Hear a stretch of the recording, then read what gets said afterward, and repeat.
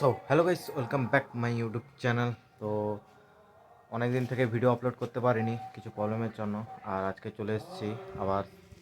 তোমাদের ডেলি এখন ভিডিও তোমরা দেখতে হবে। আর এখন বাজে প্রায় বিকেল 4টা, আর বেরিয়ে পড়েছি কাজে। চলো দেখা যাক কি। সো গাইস, আমি এক্ষুনি এলাম দোকানে, আর মানে পার্সেলও এক্ষুনি এসছে খড়গপুর থেকে। ঠিক আছে, এই যে দেখতে পাচ্ছ গাড়ি দাঁড়িয়ে আছে এইখানটায়। আর আমাদের হচ্ছে এই একটাই বস্তা আছে এখানে, আর এইখানে একটা বড় পেটি। দেখা যাক কোন কোন রুটে আছে, যেতে হবে আজকে। ঠিক আছে।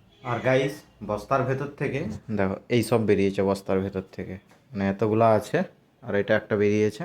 ফার্স্ট লোকালে কয়েকটা পার্সেল এগুলো দিয়ে দিই, তারপরে যাব দূরে যে দুটো পেটি আছে বড় বড়, ওই দুটো পেটি দিতে যাবো।